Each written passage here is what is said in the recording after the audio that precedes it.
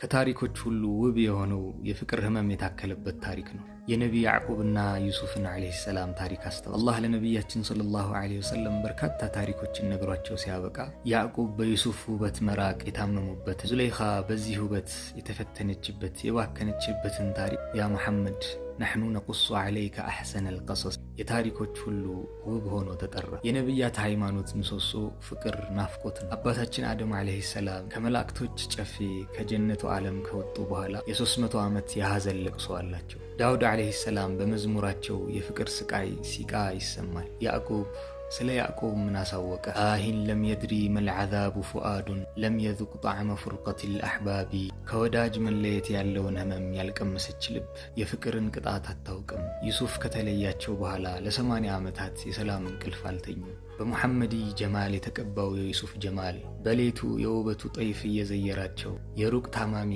የናፍቆት እስረኛ ሆነው ነበር ለገዛ ልጃቸው። በእርግጥም በዚህ ህይወት ውስጥ የአላህን ረቂቅ ሚስጥር እንጂ ሌላን አልተመለከቱም። አላህን እንጂ ሌላን አልናፈቁም። የሁሉም የፍቅር ታሪኮች ደራሲ ናፋቂውም ተናፋቂውም አላህ ነው። ኢነ ኢላ ረቢከል ሙንተሃ መዳረሻም ወደሱ እንጂ ሌላ የለምና። እናም የያዕቁብ አይን ጠፋች አይባልም። ከዩሱፍ ውበት ውጪ ማየትን ስላልቻለች ሐዘን በራፏን ገርበብ አደረገው እንጂማ አፍቃሪያን በእውርነት አይገለጹም። እንደነሱ የፈጣሪና የፈጠረውን ውበት የሚያይ ማን አለና። ለዚህም የያዕቆብ ህመም የተፈራረቀበት የደከመ ሰውነት የዩሱፍን ጠረን ያገኘ ጊዜ ህይወት ተዘራበት። የዘመናት የሸውቅ ዋሽንትን ያደመጠች ልብ የዩሱፍን ጠረን ስታገኝ በፍጥነት ትመታ ጀመር።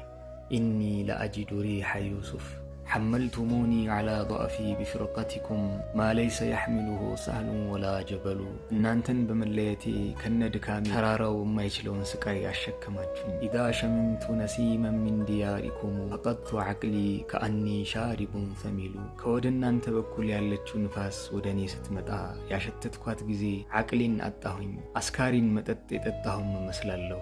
አላህ እንዲህ ነው አስበልጦ ያቀረበው የወደደውን ባሪያ አሳልፎ የሚሰጠው ለዱንያም ለአኺራም ሳይሆን ለፍቅር ነው። በታሪክህ መዝገብ ላይ ናፍቆት ካልተነበበ ሩሕህን በድለህ ለሰውነትህ ቅርፊት ብቻ ነው እየኖርክ ያለው። ኋላም በመሕቡበል አወል ማዕሹቀል አክበር ስም እንዝግ መውላና ሙሐመድ አሕመድ ሰለላሁ ዐለይሂ ወሰለም።